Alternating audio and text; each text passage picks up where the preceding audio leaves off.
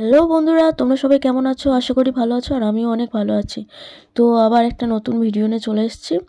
তো আজকের রান্না মানে অনেক কিছুই রান্না হবে আর কি, সবই নিরামিষ।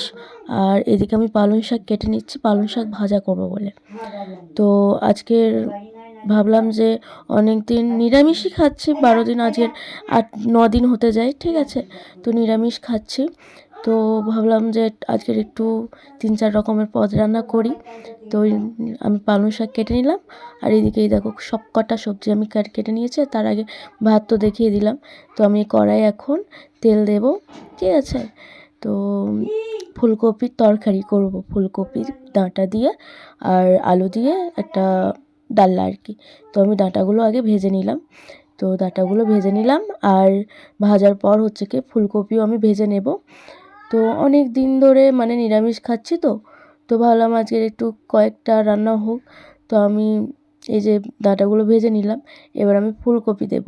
ফুলকপিগুলোও ভেজে নেবে, ফুলকপি না ভাজলে আবার অনেকে আবার ফুলকপি ভাপিয়ে নিয়ে তারপর ভাজা করে রান্না করে, কিন্তু আমি ভাপাই না, আমি একেবারে ফুলকপি ভেজে নিয়ে তারপর রান্না করি।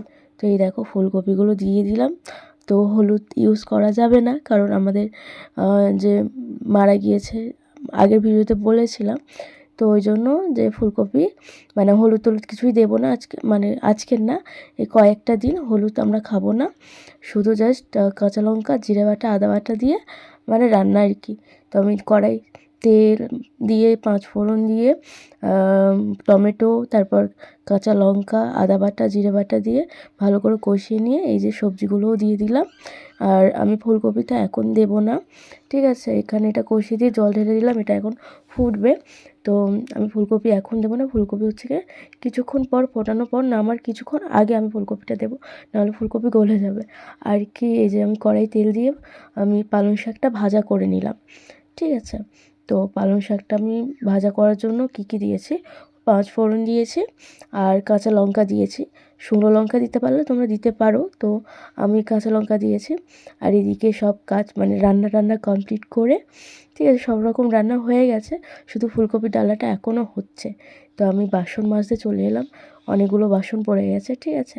তো বাসনগুলো মাজার পর আমার মানে কী আর বলবো, রান্নাঘর তো দেখতেই পাচ্ছ, রান্নাঘরটা সেইভাবে কিছু করার নেই হবে আস্তে আস্তে, সেটা বড় কথা নয়। বড় কথা হচ্ছে এই যে আমার বাসনগুলো সব মাজা হয়ে গেছে, মাজার পর আমার সব বাসনগুলো ধোয়াও হয়ে গেছে। তো আমি বাসনগুলো রেখে আমি ফুলকপির রান্নাটা ওটা নামিয়ে নেব। তো আজকের আমাদের মেনুতে হচ্ছে কি ফুলকপির ডালনা, ভাত, ঝিঙে আলু পোস্ত, বেগুন ভাজা, পালং শাক ভাজা, আর হচ্ছে কি ঝিঙে আলু পোস্ত। তো ভালো লাগলে লাইক, শেয়ার, কমেন্ট করে দিও। Tata, by.